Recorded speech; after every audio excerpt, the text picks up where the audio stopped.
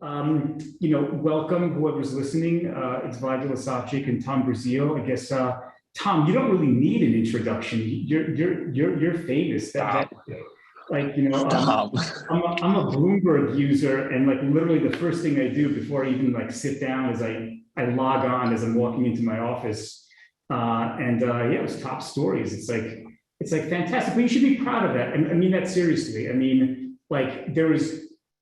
I don't know, like the article mentioned, Argo, but, before the article, I didn't know of anyone other than you and Fortress that were really buyers of. Yeah. I think Argo and I think Cedar Glade, what's the guy's name? You're going to know the guy's name. He's the back in the day guy. What's his Minkoff? Kaufman? Yeah. Minkoff, thank you. I think that there were people looking to broker them. I don't think that anyone got the idea, because what happened in 2018 was there was this issue of like who gets the upside. This actually feeds into talking about social voider. Are we recording, by the way? Do we want to record? I don't care. We are recording. We are recording. Okay. Recording available to you, Tom, anyone who else who wants it. Yeah. Just so people want to see it. So it's an interesting segue because there were lots of legal issues actually that came up in Mt. Gox. And I don't think anyone was looking at it the same way because I had bought a few claims and I was like, it's an okay trade. You're basically buying Bitcoin at half price or a third of the market price. That's okay. All right, sure. But you're stuck in this long, drawn out bankruptcy. And then from there, in 2018, the trustees sold about a fifth of the Bitcoin. And from there, Vlad, oh yeah, test, I got your chat. And from there, there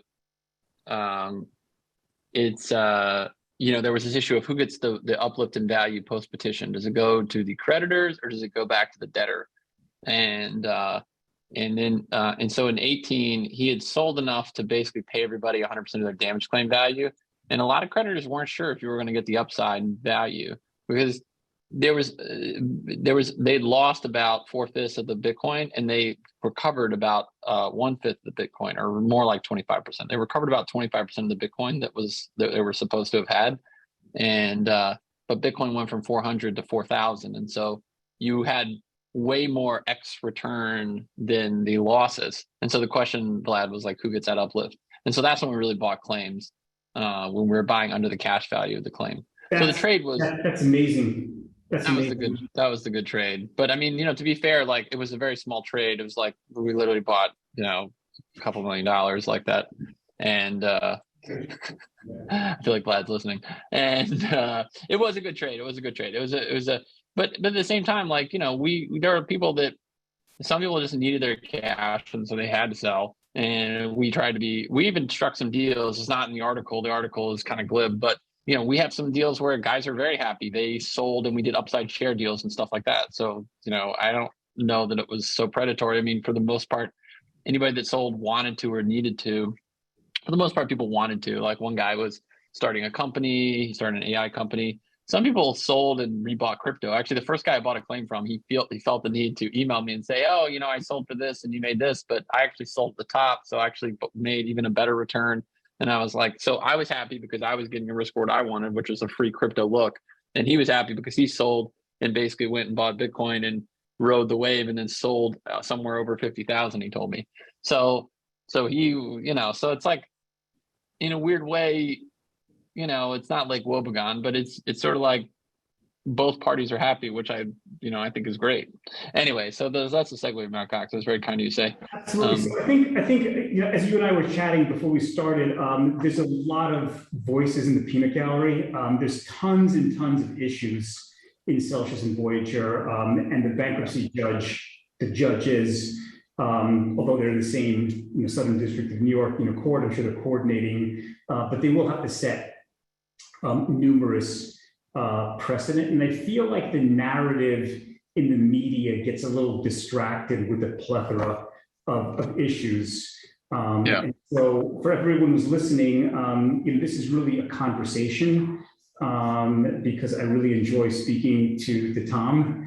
And it's really a conversation, and anyone who wants to is invited to join the conversation. But I think what we want to start off with is just really like focusing on a handful of the key issues that drive the value of, let's just say, earned claims, because there's 4.7 billion, earn in Celsius and only about 200 million of custody. Yeah.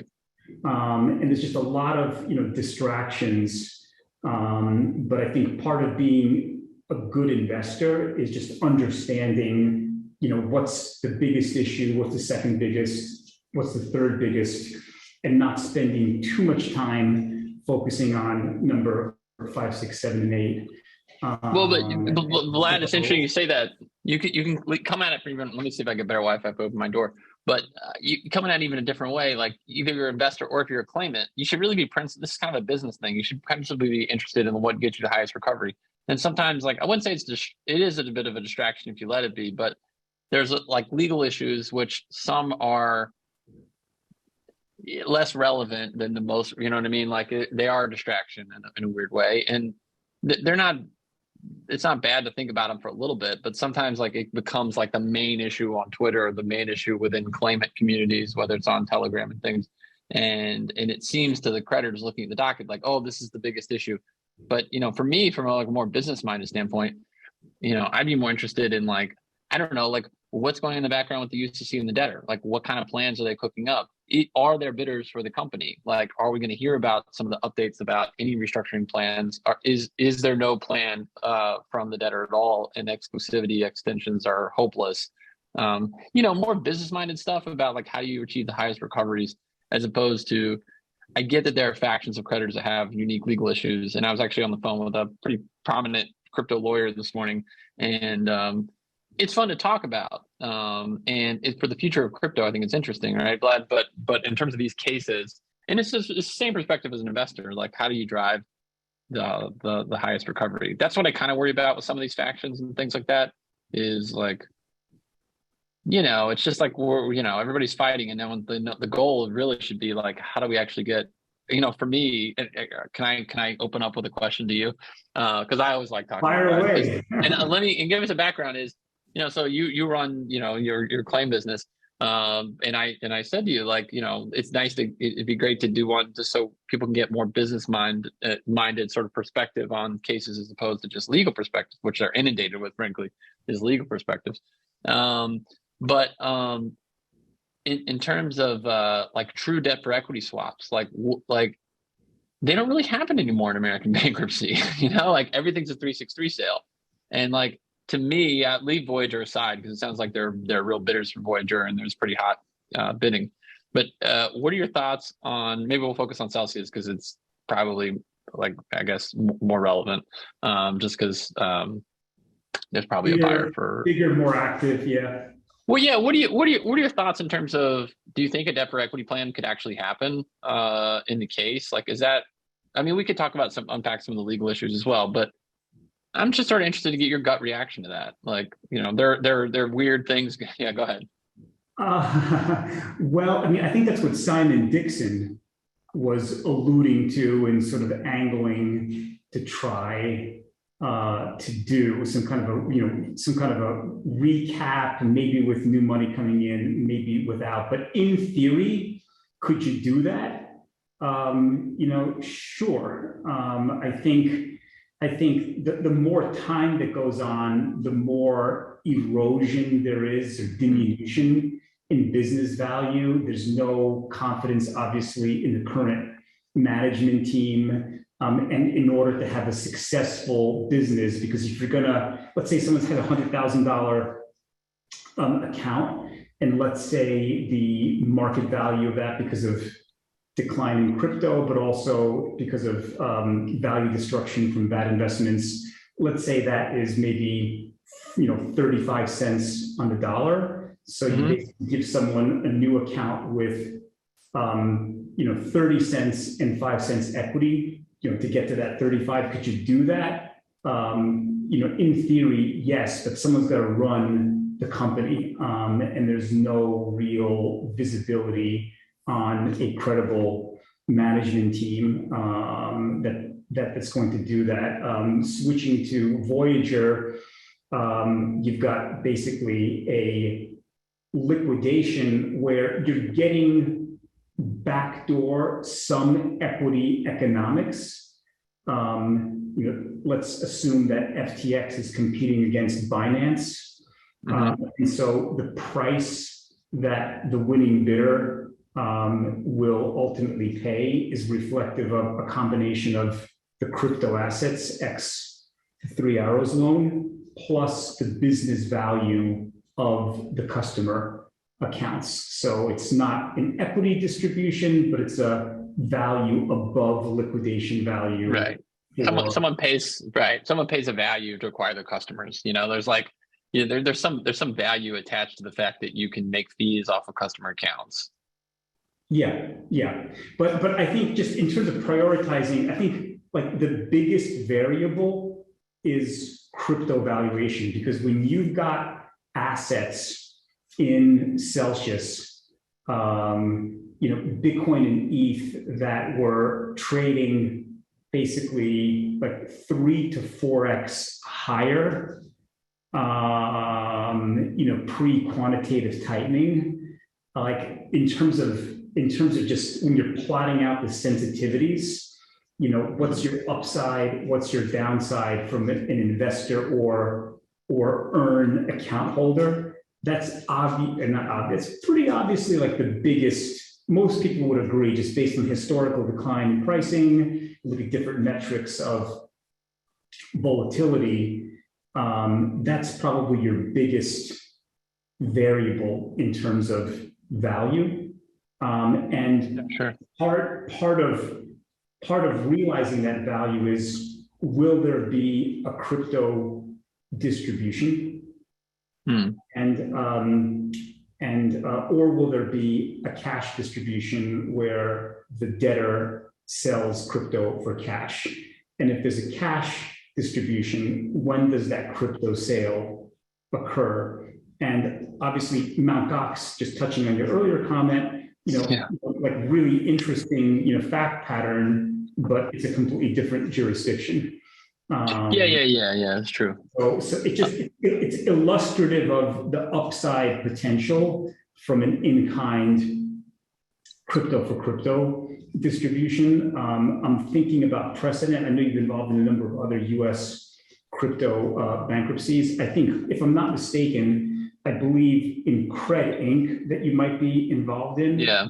I looked at that plan.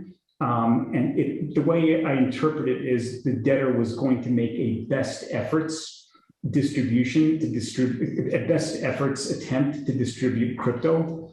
So they didn't promise crypto. They didn't, necessarily promise cash. It was best efforts crypto.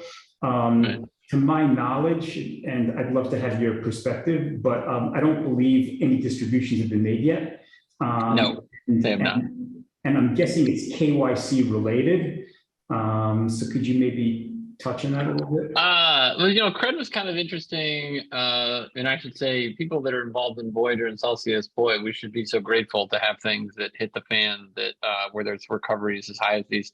Because I think in Cred, unfortunately, I mean, I don't want to say anything that is disparaging to anybody involved in Cred, like in terms of, because I don't know, but there were some insider issues, and they had concentration of loans that maybe were fraudulent. There was one in particular where, like, I think $40 million or maybe 60 just vanished, which to Cred was a lot, because I think the docket was only a few $100 million. It wasn't like these are much bigger institutions. But in Cred, yeah, I don't remember what the plan looked like, but you're talking about close to zero recovery outside of litigation recoveries. I mean, all the crypto was gone when they sort of lifted the hood. So that was really bad. And now they are bringing litigation. I don't want to say they're not, but there's some open things with Cred. I mean, I remember when we were talking, Cred was interesting. Also, like in Cred, Vlad, they actually did seal all of the claimant's information. And while that sounds great, because a lot of people don't want their information out there, and I totally appreciate that. And in Mt. Gox was a big issue that came up. But, I happen to know of a $22 million claimant in Cred who's probably connected to an insider. And I only found this out because they tried to call us about buying their claim. And I was like, okay, you're in mainland China. Like, well, let's talk more about this. Like, tell me about the claim. And then we unpack it a bit more and a bit more. And then we find out the connection. And, I think that's really unfortunate that the other, claimants don't, I guess, are learning now because I'm telling them. But of course, I've raised this up the food chain with the cred estate professionals, and we'll see what they do with it. But it's just like one instance of why you need some transparency. I really liked the fact that the judge was sort of riding between the lines on like, hey, I'm not going to let like zero information on claimants. But I understand people, maybe the blockchain can fix this eventually, Vlad, but I think it's really hard for the US bankruptcy process. In my mind, you couldn't find a better process for going through restructuring.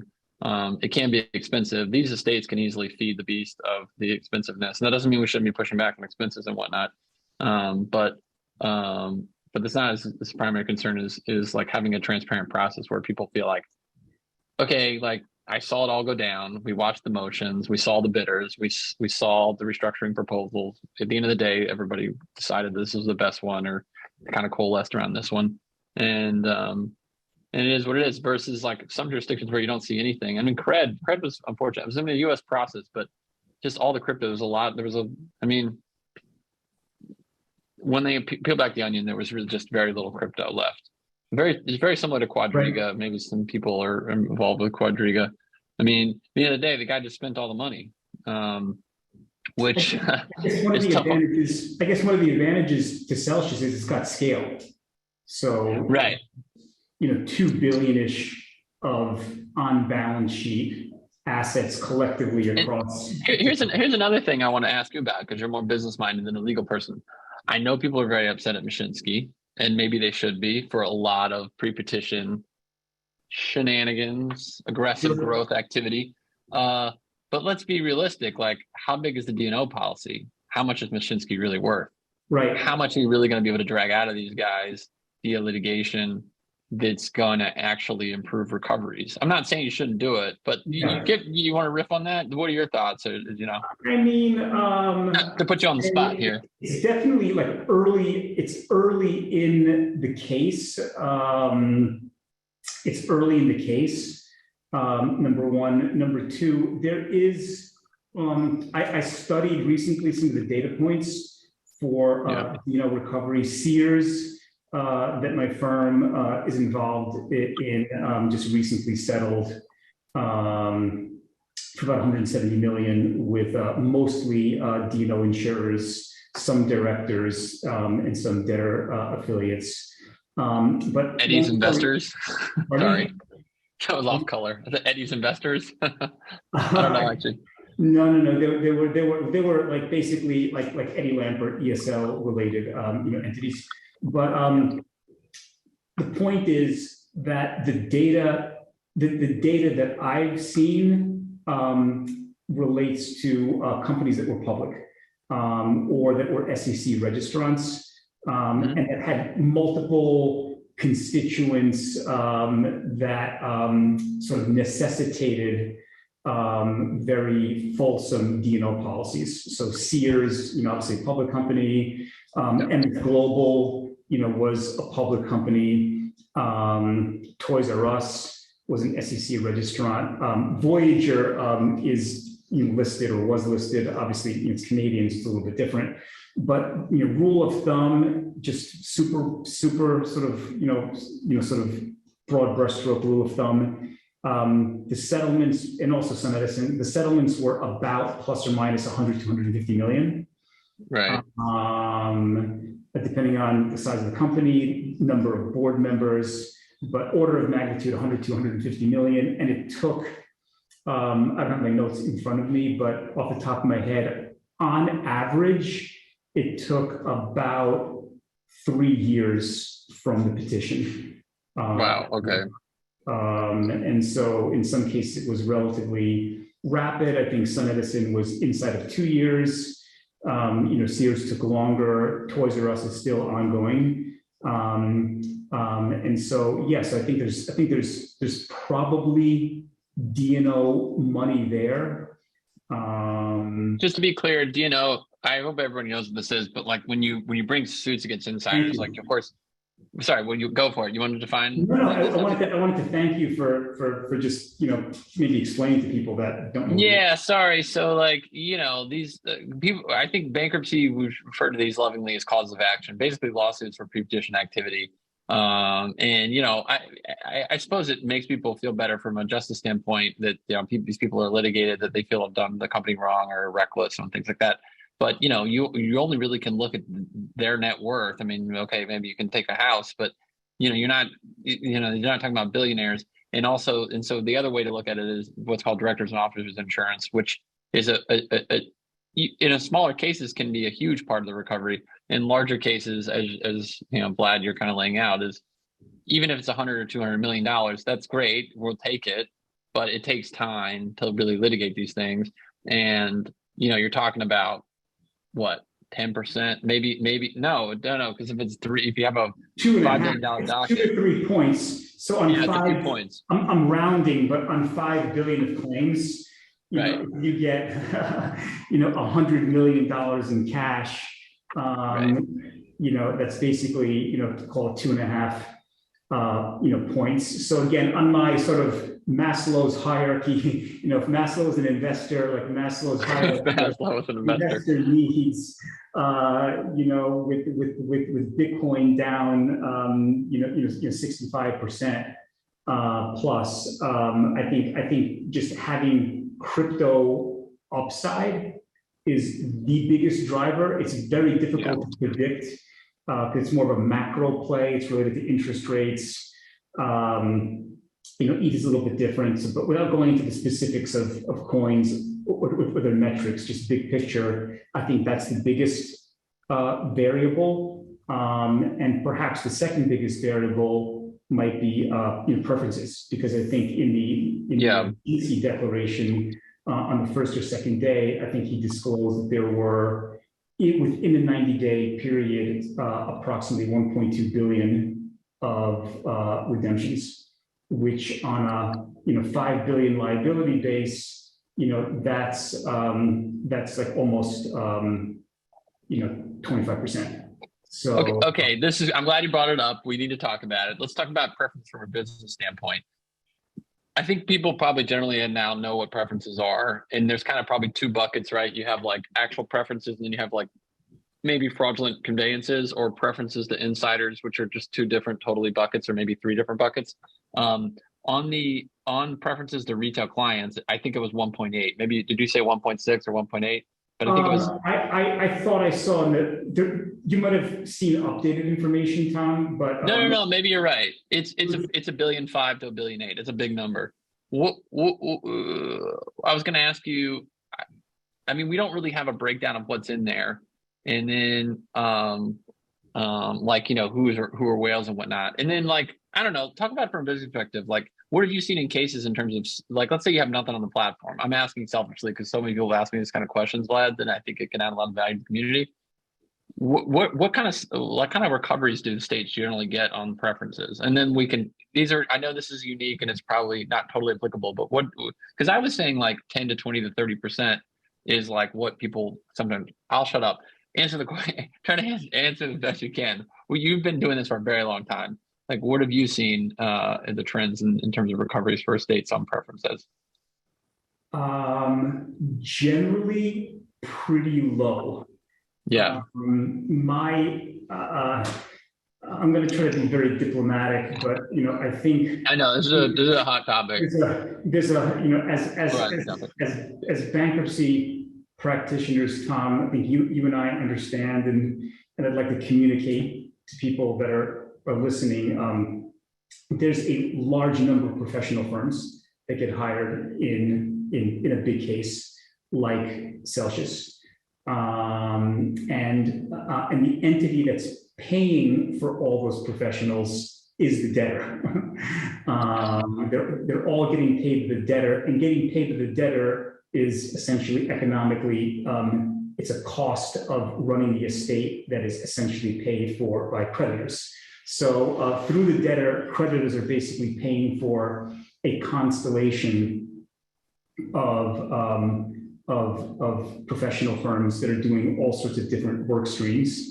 So I've seen lots and lots of professionals employed. I've seen them do good professional work. I've seen them make a lot of money for themselves. In general, I think from my experience, what I've seen, I think clawing back preferences from non-insiders or where there's not a real quid pro quo, on balance hurts creditors.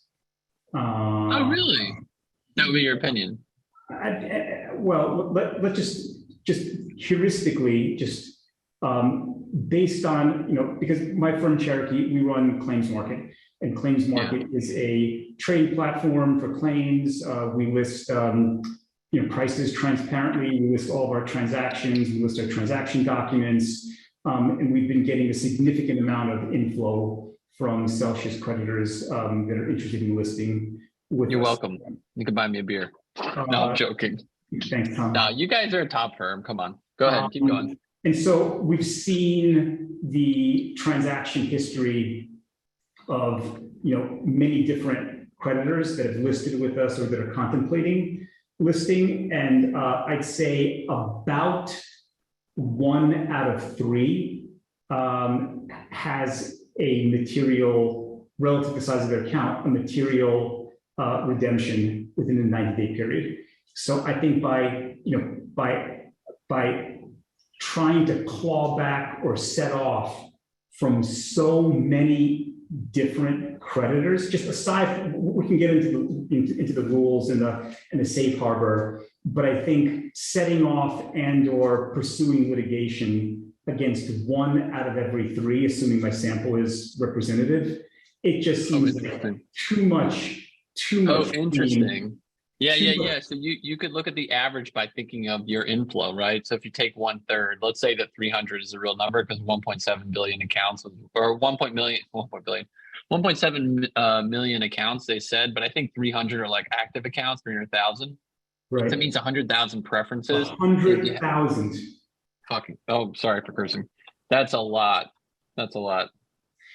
Yeah, and so, but anyway, just to kind of close out and be clear, right. So like in numerous cases that I have invested in, I don't think that the net recovery, net of professional fees to holders of allowed claims that result from preference recovery has ever been like truly material. Like, I mean, if we get it, it's nice.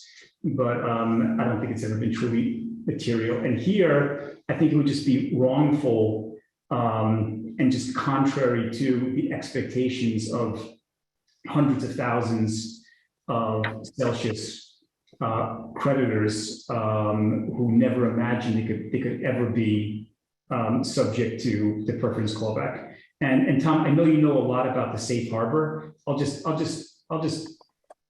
Please. I'll just take a pause by saying that I did go back and look at the MF Global case, which I think is the closest analog to Celsius, because it was a financial firm. It was a commodities broker dealer. It filed in the same court as Celsius, Southern District of New York. It's the same judge, Judge Glenn, and it had a very large number of predominantly retail and farmer rancher accounts. So there are many similarities. The debtor that was actually led and governed by the Chapter 11 trustee did not pursue any avoidance action. So no preferences were pursued in. Oh, really? In Global. Yeah. Oh, okay. So MF Global, remind me, there was a SEPA, this whatever called SEPAs, but there was also a non-SEPA accounts or whatever. Yeah, and then you're saying it. They were, as you can imagine, they were regulated and unregulated entities. And even in the unregulated entities, customer account withdrawals and movements weren't pursued. Correct. Do you know what the logic was behind that? Did they just assume that the safe harbor likely applied? I don't know. I just recently read the disclosure statement or reread the disclosure statement, and there's no explanation as to why the Chapter 11 trustee made that decision. Mm. Yeah, there are lots of parallels. I mean, like the John Corzine, like kind of YOLOing with the balance sheet. Yeah, I think it just shows you what a risk factor having the CEO as a rogue trader is. Yeah, sorry, I shouldn't laugh, but yeah, I mean, yeah, it's Yeah. Although yeah, Corzine, like his trade ultimately worked, which was yeah, a leveraged long on European sovereigns, mostly Italian sovereigns and Spanish sovereigns. So his trade ultimately worked, and not to get off topic, but it was basically a very large margin call, which I guess Celsius had its share of that with the tether, financing that was ultimately sort of closed out because of a very sloppy margin call on the part of Tether. Ultimately there wasn't that much value destruction in the case of MF Global, but in Celsius it's much more severe.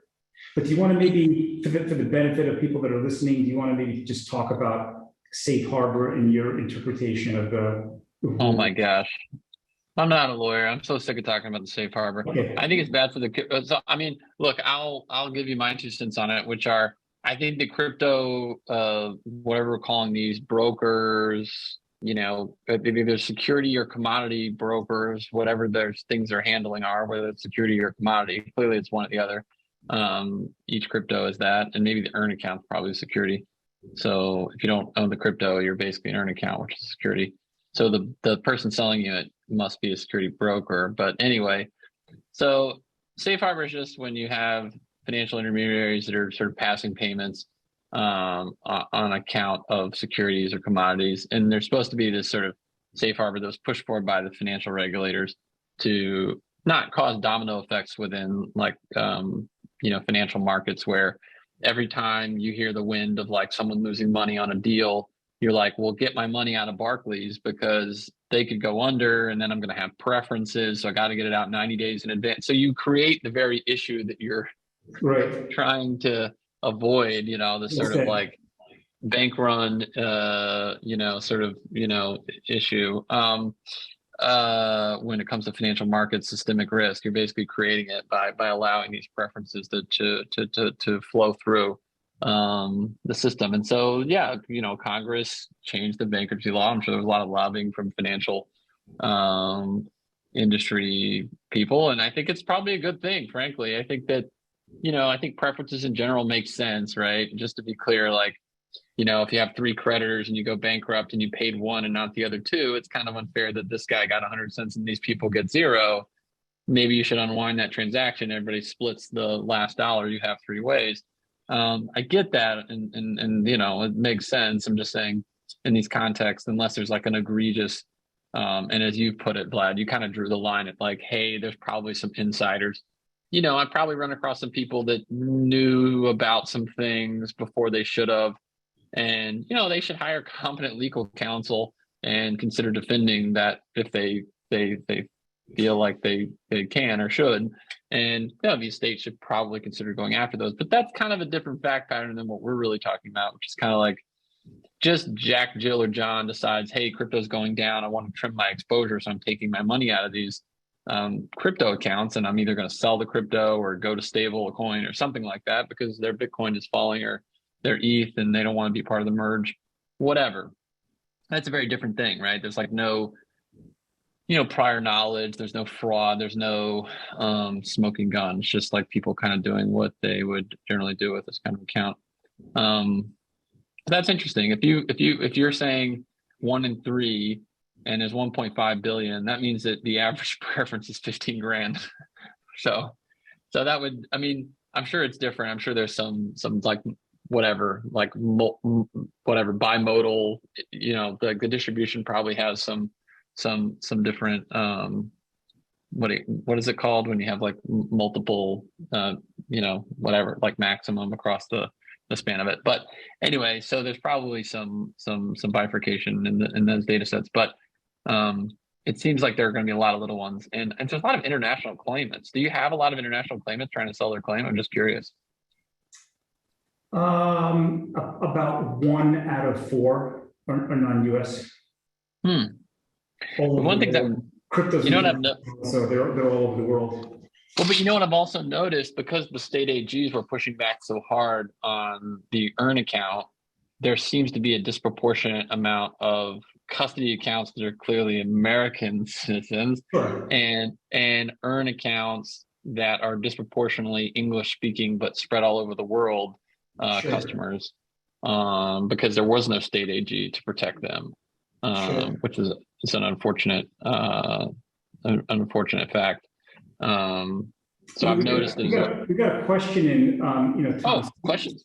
Someone's asking if we could discuss whether a transfer from earn to custody within the 90-day period is likely a preferential transfer or not. You go first. Okay. Too hard. Well, first of all, before I answer that, I just have to get this off my chest. I think I'd like to see in my ideal scenario, other than insiders or certain specific very egregious cases, I don't think there should be trends. I don't think there should be preferences, because I think the rules, they're too arbitrary. Like if you took money out on day 91, you're scot-free, as a non-insider. And if you basically got a distribution, on day 89, then they're coming after you. They changed the rules, I think, under the Small Business Act administration pieces of legislation. But before then, some estates would hire attorneys that were ultra aggressive. They just sued first. You mean Ed Niger? He's a friend. Don't talk bad about Ed. He's a friend. No, I'm not mentioning any names, but I think it was overly aggressive. Yeah. Sort of pursuit of preferences that probably had very good defenses, and there's so many exceptions. Yeah. When I see a rule thou shalt not, and then exception. To me, just as a matter of principle, you've got to question, okay, so the people those poor people that don't fall into one of those exceptions, should they really be, pursued? But my view, and I'm going to come across it from the history of the custody account. So as people listening probably know, state securities regulators were trying to prevent Celsius from transacting in unregistered securities. And the states and the SEC eventually came to the conclusion that although crypto is probably or might not be a security, the earn account is a security, and you can distribute or sell a security if you meet one of the without registering it, if you meet one of the registration exemptions. And one of the exemptions is Reg D if you're selling to accredited investors. And so ultimately the states and Celsius came to a settlement whereby, as a result of that settlement, they created the custody account. And the way custody worked is, if you were non-accredited, all new contributions of crypto on and after, I believe it was April 15th of 22, went into a custody account. And if there was a transfer out of earn because you were paying, swapping, borrowing, if you were a non-accredited investor, you were essentially grandfathered in earn. They couldn't kick you out, which, by the way, is pretty self-serving for Celsius. I'm sure they negotiated it, to be self-serving. But even if you were non-accredited after the settlement, Celsius couldn't and wouldn't and didn't kick you out of EARN. But if you voluntarily redeemed or moved your balance out of EARN, it automatically went into custody. So I'd love to hear your interpretation, but where I come out is if this construct of creating custody to begin with, and then the settlement rule with the states on under what circumstances a movement for non-accredited out of EARN into custody, if that all occurred as a result of a settlement with the states for violating state, and I guess it wasn't really federal, it was state securities laws. If that was a construct of the creation and the governance of the custody account, then a movement from EARN to custody within a 90-day period probably shouldn't be something that the debtor seeks to claw back. Shouldn't be, yeah. Shouldn't be. Yeah, I mean, I was surprised by the Kirkland motion. I understand it. It was very incremental, and I guess it's very Kirkland. Do it incremental so we can charge more. Sorry. I'm sorry, Vlad. I just had to take a cheap shot at Kirkland.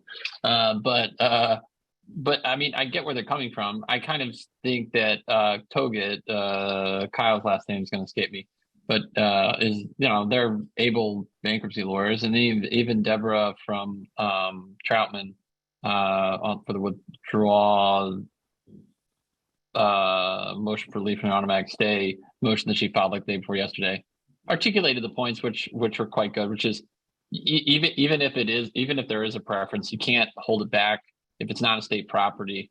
And I'm not an expert. It sounded like Togut said that there was some case law in the Second and the 10th Circuit, which is not, what's the phrase, dispositive, whatever. It's not binding on the judge because of the Fifth Circuit. I still think he's going to look at it, and clearly at the Fifth and the Second and the 10th said that you can't hold back non-state property just because there might be a cause of action later on isn't really a reason to hold on to non-state property. Then I think it probably means that those are well-reasoned, decently well-reasoned opinions, and the judge will probably come to the same conclusion. So I think it's likely that money gets returned, even though the whole clawback preference issue might be punted. And I don't know that the mere creation of the account, I think it's likely that custody, while a little bit bloodier fight than they originally imagined, is ultimately successful. But I don't know that it was such a slam dunk as originally thought by people because of this preference issue. Yeah, if I was arguing the other side, I'd say a movement from, because it's obviously now clear that custody is not debtor property. If I was arguing the other side, I'd argue that a movement from EARN to custody within a 90-day preference period is an effective redemption and withdrawal out. So even though you're not in physical possession of the assets, right. Constructive, redemption. That would be, my counter argument. But take a step back, just going back to MF Global. If a Chapter 11 trustee is appointed for Celsius, which is what this judge approved for MF Global, and it's obviously what the U.S. trustee wants. And by the way, that's what they wanted in MF Global. They wanted that. They motioned for it. The judge. Wait, hold on a second. You're talking about examiner or Chapter 11 trustee? You're saying a Chapter 11 trustee. Chapter 11 trustee. Whoa. Okay. Yeah, I didn't know that. I didn't check. Yeah. So again, because it was a rogue CEO in MF Global, who I don't know exactly when, but relatively early in the case was forced out of the company, which is probably what's going to happen to Mashinsky, in a not too distant future. But what happened in MF Global is apparently the U.S. Apparently the Chapter 11 trustee had the right to make the decision on behalf of the debtor whether or not to pursue these avoidance actions. So I think the asset or the right to pursue avoidance, and there's probably many exceptions, but in general, it's a right that belongs to the debtor. correct me if I'm wrong, Tom. And then if the debtor, either in settlement or if the debtor elects not to pursue it, subject to court approval, in some cases, the official creditors committee sort of assumes that right to bring avoidance actions against third parties. But again, back to MF Global, it was the Chapter 11 trustees' decision, and they decided not to. So I think another wrinkle in this sort of complex question is what's the governance of the debtor going to be like, going forward? And there's a lot of politics involved too, because there's hundreds of thousands of people. Crypto people are, I believe, more politically active on average than the general population in the US. I'm assuming there's lots of engagement with people's congressional representatives, and that's probably somehow coming back to the debtor and the court. So I've actually been trying to get like the Digital Chamber of Commerce and other crypto policy firms interested in the preference issues for retail customers, just because, and I know maybe probably some people won't like the way I'm coming down on this, but I just really strongly think that the retail preferences shouldn't be pursued. That doesn't mean like large whales shouldn't be thought through, like what actually happened and what they knew or something. But I just think for any individual who's like under a certain dollar amount, A, it's not productive for the estate, and B, it's bad for just crypto public policy. Agreed. Agreed. And just one other thing. So just on the safe harbor, because you put it in your chat, but yeah, what did I put? Language is related to a securities account. So there's a safe harbor. So if you receive that distribution within a 90-day period, and it's in connection with, what's the exact term, Tom? Something like in connection. Oh my God. Yeah, in connection. Yeah, it's something like a settlement payment in connection with a securities contract or commodity contract, and it goes that keeps going. But and crypto either isn't or probably is not a security. But I think the SEC's official position, and you can see it stated clearly in the BlockFi settlement, is that an earn type account is a security. So okay. That's just another reason. And I think I think if you go on the SEC website, I think they have a position paper that sets forth their opinion that these crypto lending accounts are securities in the opinion of the SEC. Also, Chairman Gensler, who very strongly wants to make his mark on regulating crypto markets in his remaining term as chairman of the SEC. I think he wrote an op-ed piece in the Wall Street Journal about 3 or 4 weeks ago, just really emphasizing his personal view as chairman that securities lending account is a security. I think he talked I gotta go back and read that. I thought that the view at this point was like, unless it's Bitcoin or unless it's Ethereum, it's basically a security. I thought that was kind of what. There's another derivative animal, and that animal is the actual account itself. Right. These kind of like interest-bearing accounts, let's call them that. These kind of like savings accounts, these crypto savings accounts, is basically a security. Yeah, I get it. I mean, it makes sense. I mean, it meets a lot of the points of the Howey. I'm not an expert on the Howey test, but if you kind of think through the points, it seems like it makes it. Can we switch gears? Because I don't know how long you can go, but we're gonna try to. I've got time. Before we do that, can we just a couple of questions? Oh, more questions? I don't see them. Go for it. So one of them is, I'm going to read, can you discuss the current Celsius markets, mechanics, funding holdbacks, what the market perceives to be upside, downside timing? Again, for the person asking the question, we display our representative bid side pricing for Celsius and Voyager claims on the claimsmarket.com website. So feel free to check that out. We're quoting the bid side at 26.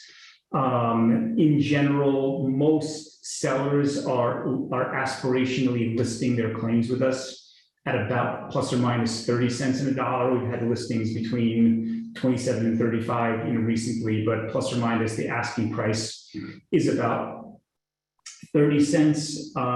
There aren't any funding holdbacks, and the market's a little bit too competitive. It would be, I think, advisable and potentially logical for a buyer to ask for funding holdback, but there's just other competing buyers that currently are not requiring any kind of funding holdbacks. And upside downside timing. I mean, I think right now the best information we have is that original Mashinsky declaration. I believe in the next 1 to 2 weeks, the schedules and statement of financial affairs is expected to be filed, or is due to be filed on the docket. So we'll get a lot more information about the assets and liabilities. My guess is that they probably won't change the top-down, current view, which probably gets you to a future value of plus or minus, maybe about 40 cents over the next, year to year and a half. It's my personal view that I think we'll see an initial distribution to creditors in the fourth quarter of 23. So let's say, a year to 14, 15 months from now, I think we'll see an initial distribution. And I think the downside and the upside, again, it's kind of what we were discussing earlier about the sort of hierarchy of sensitivities. So like number one is crypto pricing. So if you want to create a matrix of upside downside, just start with the decision of just start plugging into your model, what you think, ETH and BTC, are worth, at the time of distribution or conversion into dollars. Number one. Number two, just, run your model based on professional fees and costs of running these estates, where I'm estimating the professional fees are probably somewhere in the 125 to 150 range in terms of millions. Right now we don't have an operating report yet, so it's hard to tell exactly what the costs are of running these companies. But I'd probably add another 100 million in fees to that number. So call it low to mid 200 millions in terms of professional fees and costs. And timing, I think there's going to be multiple distributions, but sort of a significant first distribution by the fourth quarter of 23, and probably several more distributions as additional assets are recovered and as disputed claims become reconciled. And I think another significant source of recovery could be litigation from insiders, auditors, directors, and officers, as we discussed. I think there's a significant, like a $400 million loan from, I think, Equities First is the name of the fund that was reported by the media. So that's kind of how I'm thinking about things. Just moving along, Tom, just one more question. Also related to valuation, can you speculate what we believe is realistic for creditors to receive post-litigation in your experience? And so again, before you go into that, that was great. And guys, I just want to put that, it's actually quite interesting because you probably have people, Peter, who I think I know, I'm sure you actually know Vlad, probably. There are probably people on here that are interested in potentially buying claims. So I guess it is helpful to give some thoughts on like the market and how people could be thinking of it. So people that are creditors, you get in kind of hopefully, what's the phrase? Transitions you into even the second question. So go for it. But I mean, that was great. I don't have any. I'm surprised you thought professional fees would be that low. I think if you use the LePuc calculator, are you familiar with this, Vlad? No. There's a UCLA professor of bankruptcy who came up with. Yeah, LePuc. That's how you say it. He has a calculator online. If anybody's interested, they DM me. You know it, Vlad, but there's an online calculator where you can plug it in. I think the prediction for this is like almost 300 million in fees. but I don't know. That's probably high, but whatever. Yeah, I mean, professional fees can add up. So the people that are rooting for a Chapter 11 trustee or an examiner, I mean, that's in MF Global that cost about 25 million. They hired the former FBI director, Louis Freeh. And so Louis Freeh got paid. Louis Freeh had the right to hire his consulting firm. Freeh and Associates, they got paid. Louis Freeh got the right to hire a law firm that he's a partner in or was a partner in. They got paid. And Louis Freeh also hired 3 additional third-party law firms to represent him. So they were basically 6 entities that got paid from the Chapter 11 trustee. Since you brought that up, because I wanted to bring it up, and maybe we'll just go in like a back and forth manner between the questions. Before you go to the second question, what are your thoughts on a chat? You've been around. This is why I like to get the business perspective. You've been around a really long time. What are your thoughts on like a Chapter 11 trustee and an examiner? I kind of like the middle ground of an examiner, but not a trustee. Maybe I'm being too nice about it, but like I just kind of. But go ahead. I won't color the water. What are your thoughts on a Chapter 11 trustee? I kind of think of it in terms of debtor governance, who's in control, who's making the decisions, and sort of discovery of facts and a potential litigation roadmap against insiders and third parties. So on the governance side, like right now, debtor in possession, Alex and his associates are running the company. They're allowed to do that. That's not good. Like that has to change. So if Alex leaves in the near term, because perhaps he's indicted or the board loses confidence or for whatever other reason, if he leaves the company near term and you have professionals that are running this debtor, then I don't think you need a governance solution. If he's basically not cooperating and digging his heels in, then in order to change governance, then I think you need to bring in a trustee or threaten to bring in a trustee. On the discovery side, I think the committee, can and should, pursue an investigation and then obviously commit to make their findings public in the way an examiner would. No, that's a good idea. So you have the committee do the work, but then it's like an examiner report. So there's probably some redactions, but for the most part, it's like quite a public document. Yeah. I like that idea. I guess for me, I worry about like a Chapter 11 trustee being like, forget about a restructuring plan. A Chapter 11 trustee is going to just like, I've had Chapter 11 trustees who were pretty terrible. Maybe it's just because I've only had a few cases where it got that bad, where there was fraud and they needed to bring in a Chapter 11 trustee. But for the most part, the recoveries when that happened, from a business standpoint, were materially impacted. Yeah, I mean, here, again, other than the additional layer of costs for a trustee, like the biggest issue is going to be, do they sell the crypto?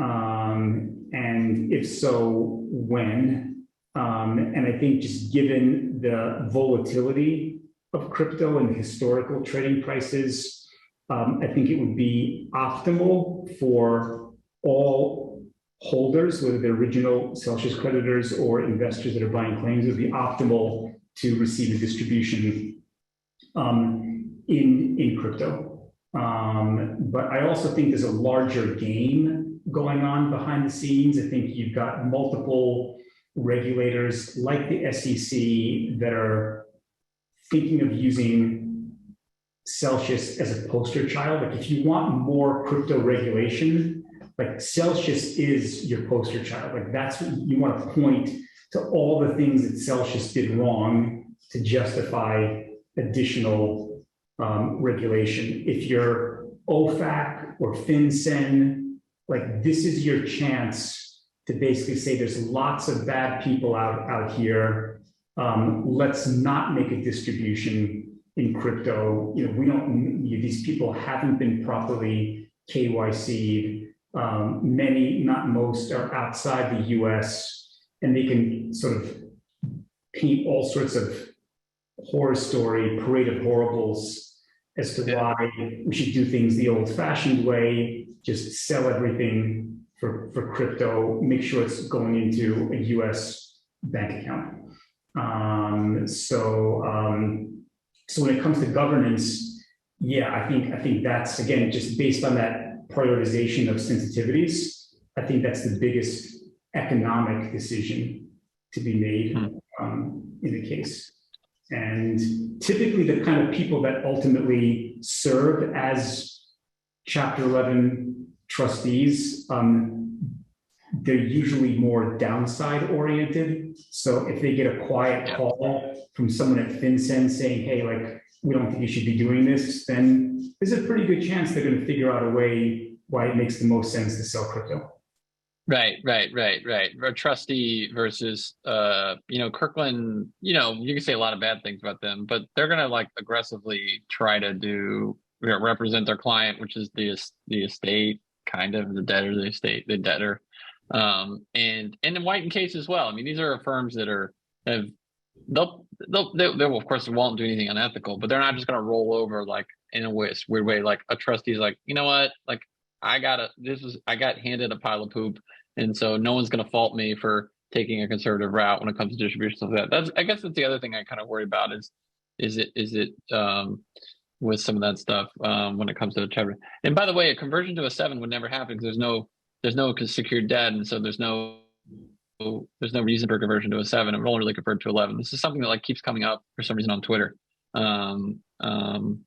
Anyway, go with the next question, Vlad. But the next question is: can you speculate on what percentage you believe could be realistic for creditors to receive post litigation in your experience? I thought I answered that sort of with you kind of did, crypto prices the way they are right now, and with time value. Well, sort of, I guess the question is probably undiscounted, but adjusted for professional fee burn and expenses of running the company. I think right now you probably get to somewhere, in the 40 to 50 range terminal value, maybe closer to 40, maybe 40 to 45 range. And again, that's sort of undiscounted, but again, what a lot of non-bankruptcy professionals don't understand is in this type of case, it's almost certain there'll be multiple distributions. So if at this crypto value, the terminal value is 45, and the first distribution occurs at the end of 23, you don't get 45 cents at the end of 23. Maybe you get 25 or 30 cents at the end of 23, and then mid 24, you get several more pennies. And then in late 24, you get several more pennies, and it could extend into 25. So again, my answer is undiscounted. It is a competitive market. And so what's the risk adjusted, discounted, time discounted, risk discounted value of the claim? It's basically where they're trading, right now, which is in the upper 20s. And I should also just to finish that and then go to the next question. But Daniel, yes, if someone's buying it for 25 or 30, they're trying to make 40 to 50, right? So it's not, understand that these are just investors, but it can be the right choice for people that it's the right choice for, whether they have a taxable event and it helps to have a loss against a gain, or they have a life event going on and it's like, hey, I lost some money in this crypto, but like I was going back to school this year, or starting a company this year, or my kid's going to college this year. And there's nothing, that'll still be an optimal decision based on your own life circumstances. Like I've done stuff where I've sold things that I knew was worth more than I was selling it, but I needed the liquidity for something. I mean, it's just a personal decision. But yes, when someone's buying it for 25 or 30, I mean, they're not certain. There's of course risk. I love it. Sometimes you'll get Vlad. I'm sure you hear people like, well, the mere fact that you want to buy it means I shouldn't sell it. And I'm not. You've never heard this? You've never heard this? You've heard this. Come on, you've heard this. Sure. I try to tell people like, we're an insurance company. Like you buy a bunch of these things, not just in this case, but in any other case, whatever deals you're working on. On the most part, you want to be underwriting to a profit, but not everything that, glitters turns to gold. I mean, I was actually got pinged by my cred claimant that we bought. And I was remembering, Vlad, I think we paid him 15 cents on the dollar. No, we paid him 10 cents on the dollar. And I told him at the time, I was like, dude, honestly, I'm not trying to please you. I think this is a gift. and at the end of the day, of course, it was a gift. I basically, because if it ever recovers 10, it would be amazing. It was a very small trade. But the point is like, I guess what I'm saying is like this is investing just like any other investing. You'll see the smartest investors in the world blow up on things or lose money on things. They blow up on things. And so please don't think that like there's some sort of like secret like numbers. These are the numbers that are kind of in the first day declaration that are floating around that you use for comps, that you use experience like Vlad's talking about in terms of thinking about professional fee burn and timing of distributions and Maslow's hierarchy of like what's driving the investment returns and stuff like that. So anyway, I'll be quiet. Yeah. And just two of the things. Number one, there's a real market for self-just claims. And what I mean by that is there's multiple different buyers that are competing with each other. So it's not like they all go into a room and think, okay, like let's offer these people like a low price. No, these people are like competing with each other and they're forcing the price up to a market clearing level. And so certainly on claims market, the prices that we've executed on for the benefit of sellers have been the highest prices available in the market at the time. So it is a real market. You might not like the price. You might think it's going higher. You might not need to sell. All that's fine. But the price in terms of being a competitive, fair price from a supply-demand perspective, it is being achieved. And then also, if you sell and you like crypto, you can just take the cash proceeds and open up an unfrozen account and do all sorts of cool stuff. You can borrow, lend in sort of an unrestricted manner in an unfrozen account. Okay, do you want to take the next one, Tom? Yeah, what is it? What do you think is the feasibility of in-kind distribute payout? And how would you probability weight it? Oof, Connor. Oof. So the way that I would answer this question is I'll use my mom. My mom who is a bankruptcy attorney, likes to say the bankruptcy code is written in the negative, meaning if the bankruptcy code doesn't tell you what you can do, but tells you what you can't do and what you're required to do. And so if there's there's nothing in the code that specifically precludes in-kind distributions, but as Vlad kind of red flagged, it's like, yeah, but I mean, think of all the regulators that could show up and basically be like, hey, FinCEN's like, yeah, you're not sending checks out to guys in like, I don't know, Australia. No, I can't prove that's happening. But no. I'm just saying that there's risk to this idea. I think there's a larger game being played. I think Celsius is the poster child and the precedent for crypto regulation going forward. And I think every regulator out there, whether it's OFAC, FinCEN, the IRS, the SEC, like everyone's interested in increasing their level of regulation. And so I strongly believe there's pressure from those entities on the debtor to sort of serve whatever regulatory agenda they have. So basically, there's people in the government that that certainly do not want a crypto distribution. See, and I follow that. I think that this came up in Mt. Gox and was super hotly debated.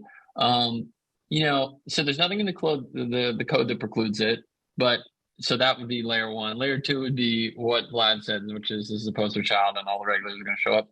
And so it's a little bit of a toss up. I would like to think that the debtors' estate professionals will try their best to do what the creditors' best wishes are.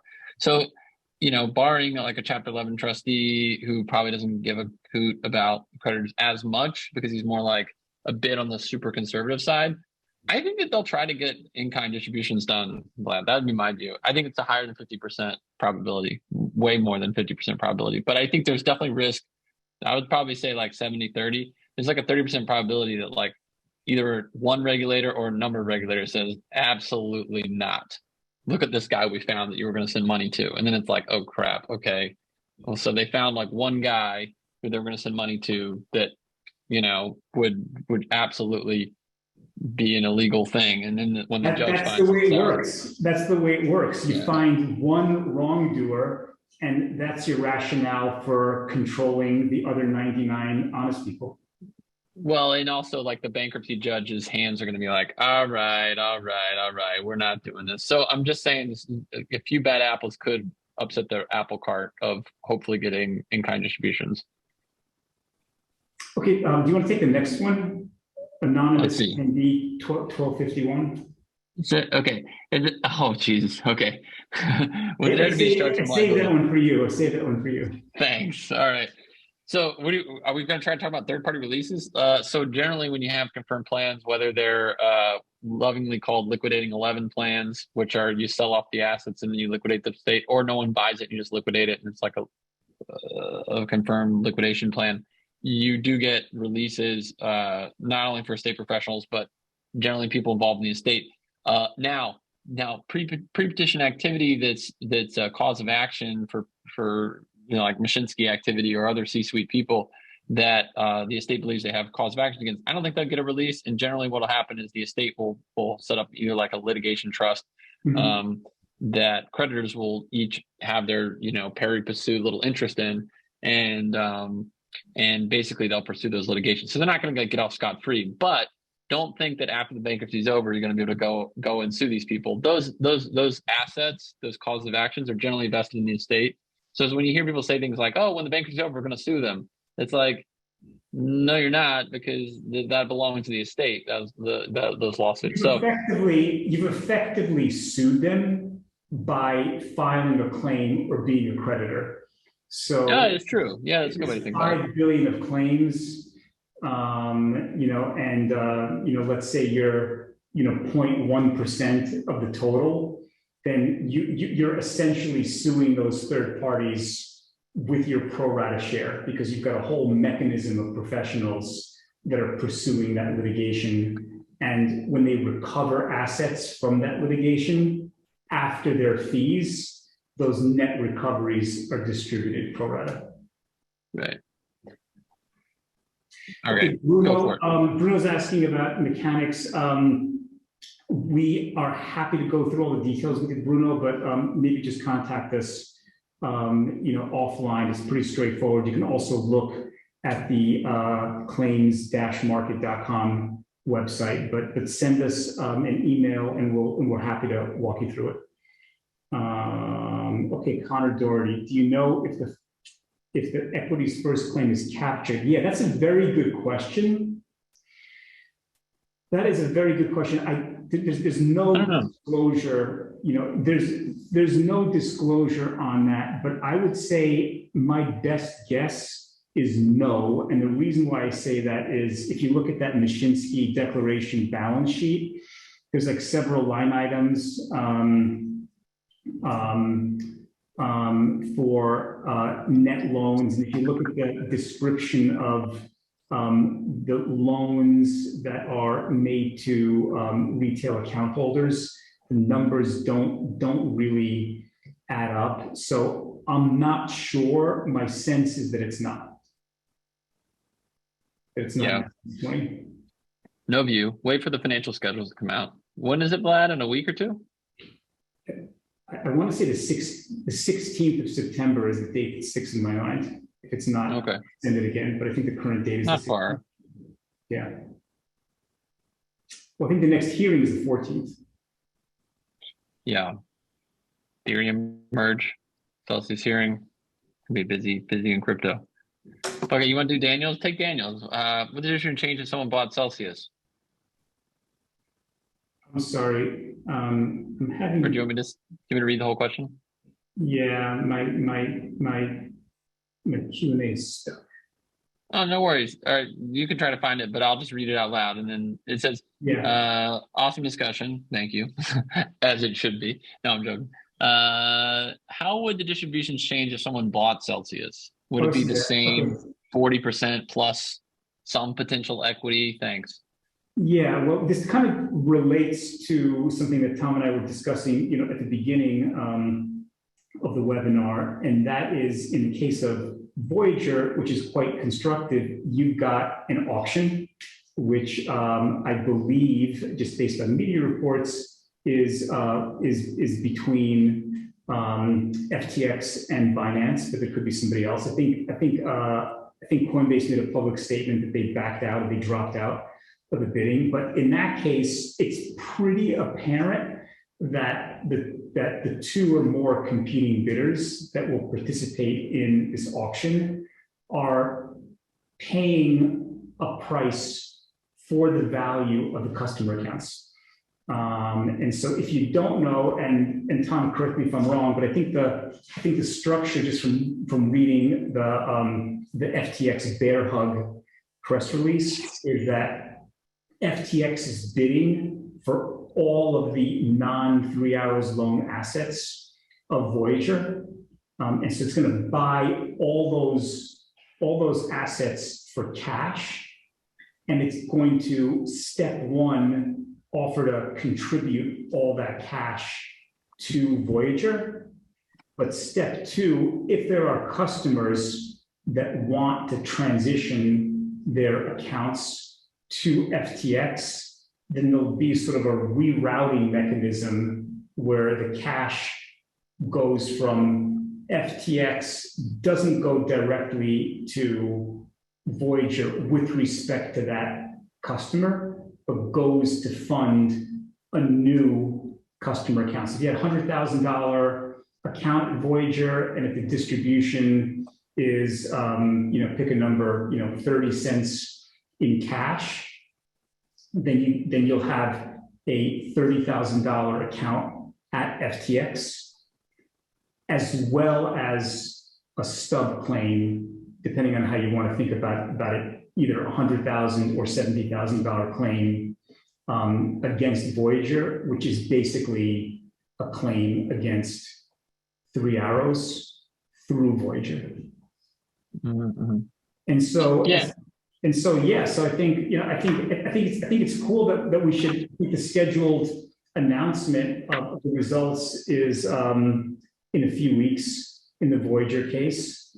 It's possible that the loser that was sort of angling to aggressively buy Voyager customers, they might want to do something with Celsius. And so if that happens, yeah, it would certainly be, quite positive for Celsius values, for the value of Celsius claims. The biggest difference is the opposition of the debtor. So, you can't have a Voyager sales process, or you can't have a Celsius sales process like Voyager if Celsius doesn't want to do that. In the case of Voyager, they announced when they first filed bankruptcy a dual track process where they're going to pursue a reorg, which I don't think was ever really viable, as well as some type of market transaction. So yeah, if someone wants to show up and bid for Celsius customers, I think that would be,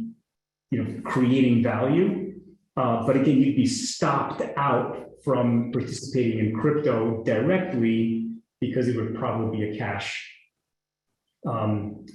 purchase and sale. But the likelihood of that happening is pretty low, not because there aren't potential interested buyers, because apparently there are, but because Celsius is not a willing seller. Yeah. I mean, and if you think about it, guys, okay, so you have the value that's on all the accounts. So if someone buys it, let's say there's 3 billion. Let's just play a little math game. So there's 5 billion of claims, there's 3 billion of crypto. Let's just use really round numbers.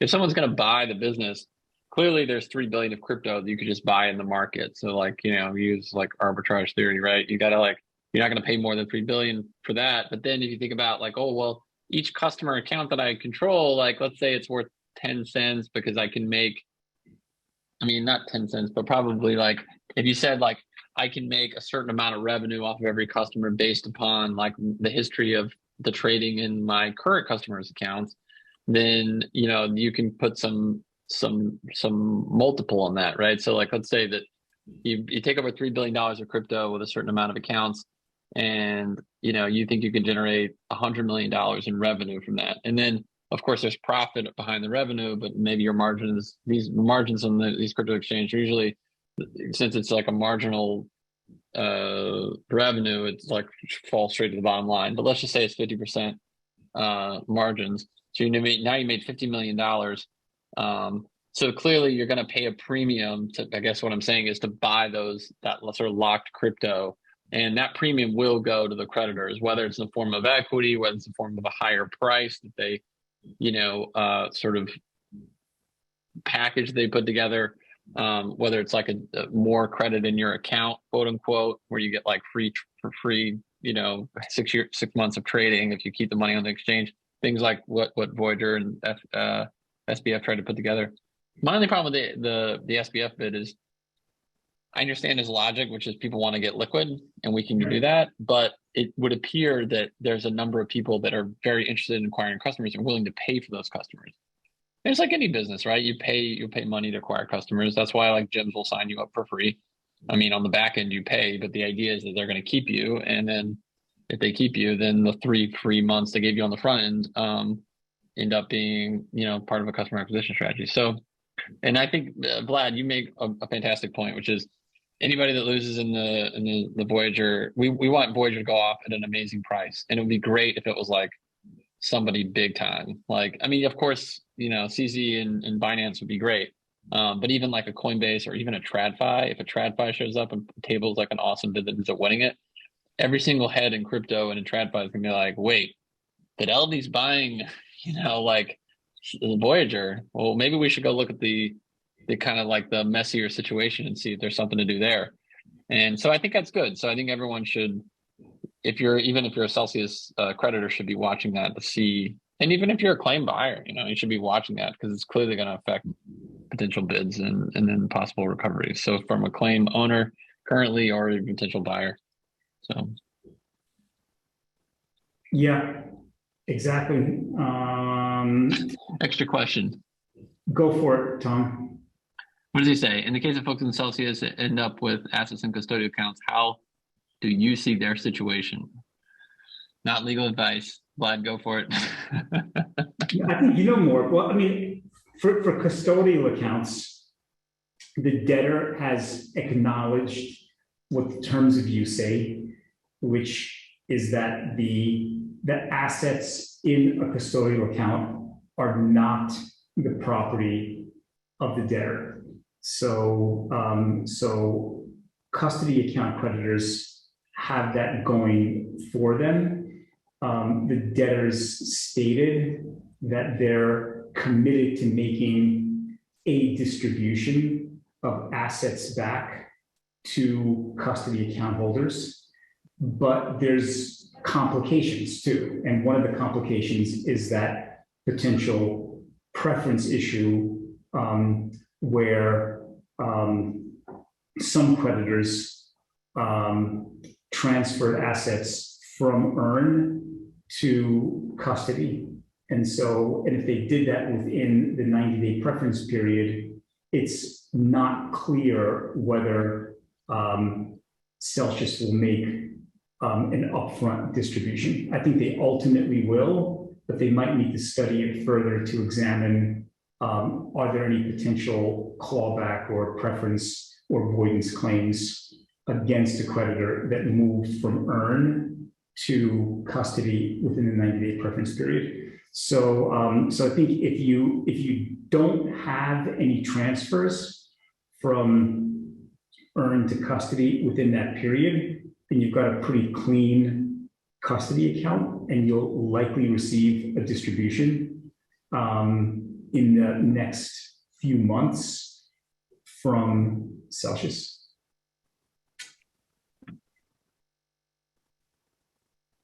I think that Toget is a good law firm, and so is Deborah. So they're going to be able to, if they can win it under the fact pattern, they can win it. As my go-to bankruptcy lawyer likes to say, I just need good facts. I mean, it's just going to depend on once they start peeling back the onion and start looking at the case law in the different districts, you're not going to be able to control it. All you can do is hire good counsel and then see what happens. Exactly. Any other questions?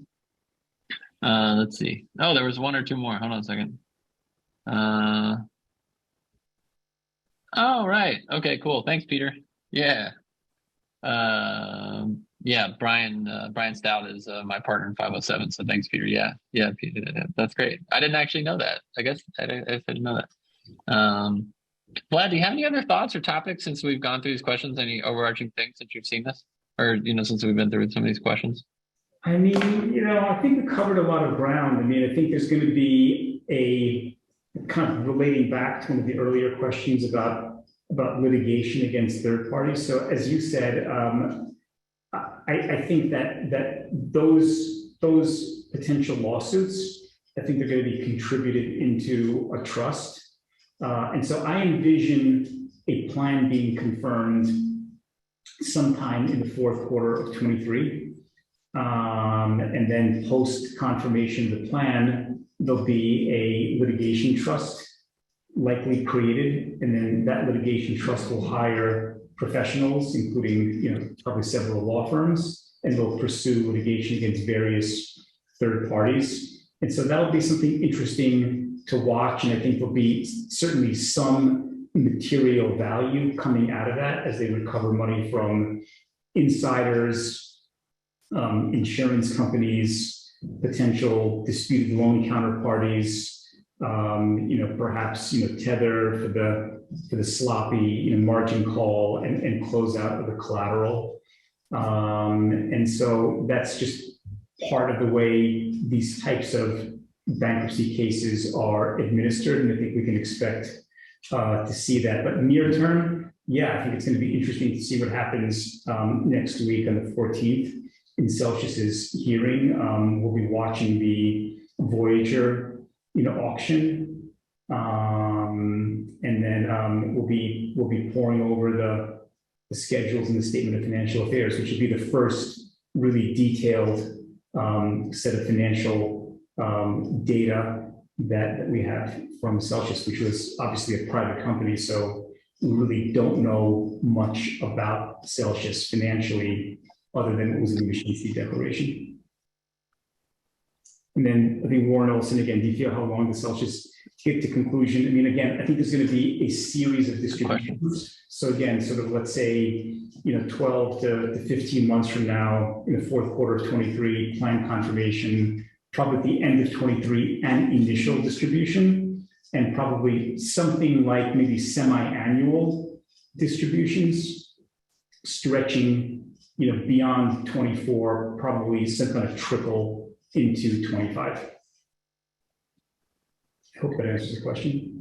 Yeah, sorry. Vlad, from a business perspective, how long do you think cases like this traditionally go on for? You've kind of answered it, but what's the time to confirmation? And then I hadn't thought about the multiple distributions. It just didn't occur to me. We were talking about it, but I always give people, I would say 1.5 to 2 years. Yeah. I guess if someone buys the business, it's different. MF Global, if someone buys, it's different, but they'll still have the sort of litigation against third parties. It'll just be much more front end loaded in that case. But yeah, so MF Global was 1.5 years, so it was about 18 months from filing to plan confirmation, and again, it was a multi-installment distribution to unsecured at unregulated entities. That's probably worth mentioning that, going back to the Voyager auction. And so in a regulated business, whether it's, SIPA, or the CFTC, in a regulated business, when you've got a company that defaults and is threatening or suspending, customer redemptions, what a regulator does is they force a sale / account transfer to a good bank entity. And the classic example is in banking, where if you've got a failing banking institution, the FDIC, they probably have staff in there weeks earlier but literally they'll literally shut down the bank after 5 p.m. on a Friday, and they'll force a sale to literally a good bank, a healthy bank, over the weekend, so that when Monday morning rolls around, the old bank depositors now have access to their funds at the new bank. And it's all done, seamlessly, and people are just working around the clock over a weekend. So that's the sort of analog. Here, in the case of Voyager and Celsius, they're not regulated. So there's no regulator that has the power to force that account transfer. So it has to occur through this bankruptcy auction process in Voyager.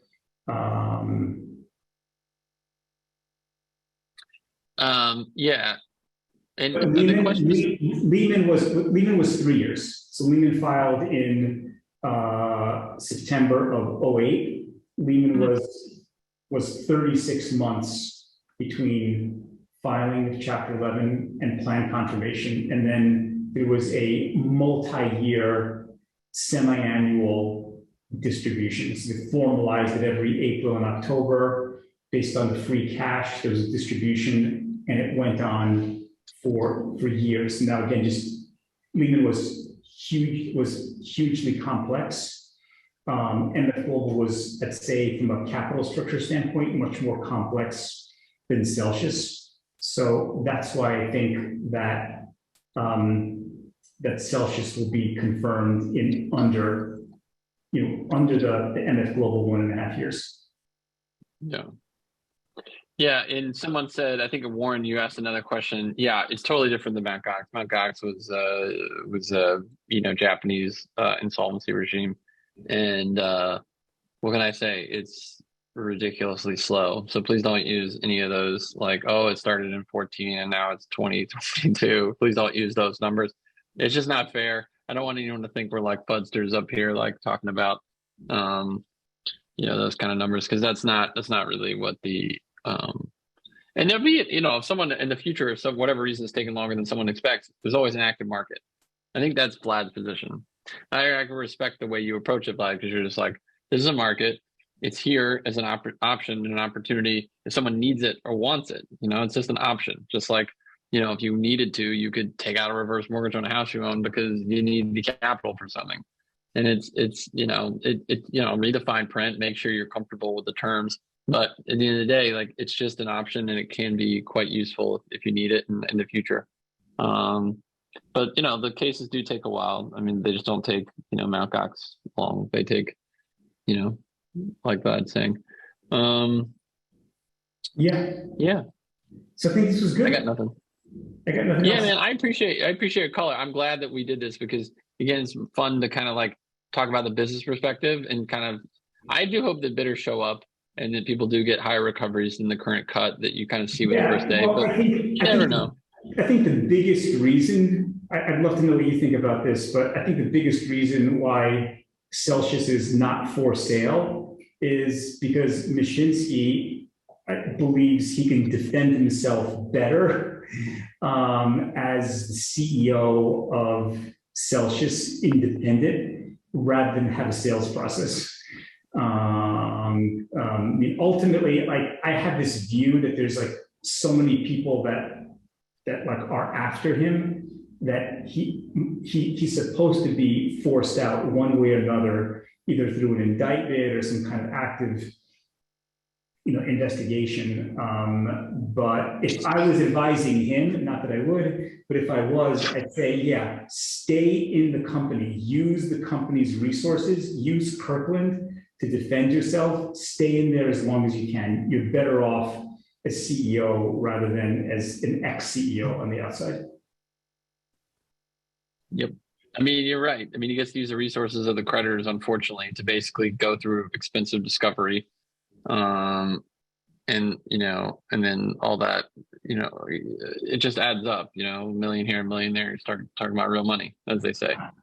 Yeah, sure. For sure. Cool. I think that's it. Are there any other questions? I don't see any. If someone has any last minute questions, go for it. But I mean, otherwise, I really appreciate it. This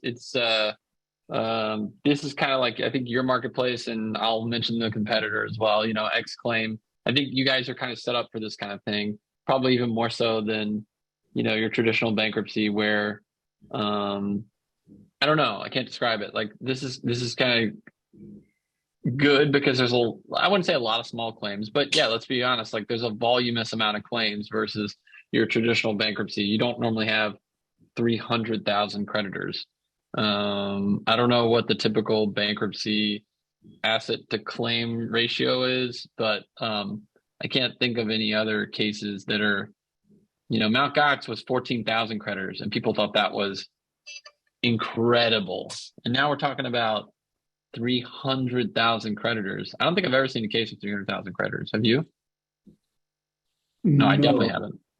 no, I think the one with the largest number off the top of my head was probably Life Partners, which was Ah, yeah. sort of a life insurance contract investing vehicle in Texas. There's maybe 10,000 in Life Partners. Wow, so this might be like quite historical. I mean, it's historical I since think the it largest is. crypto bankruptcy of all I time. think, I think it is. Wow. Well, Yeah. anyway, you guys have Vlad. I'm sure Vlad, your information. We'll close by giving information. Of course, people can find me on Twitter and DM me. Vlad, where can people find you? What do you prefer? I mean, the easiest thing, I'm at Cherokee Acquisition, so you can just Google Cherokee Acquisition. You can find me there. I'm also on LinkedIn. Happy to answer any questions. So just do not hesitate. Okay, cool. All right. Well, thanks for adding value to the community because that's part of it. And people know you can look you up. And yeah, great to chat as always, man. Thanks a lot, Tom. It's been a pleasure. Be well. All right. Thanks, everybody. Be well, Vlad. Bye. Bye, guys.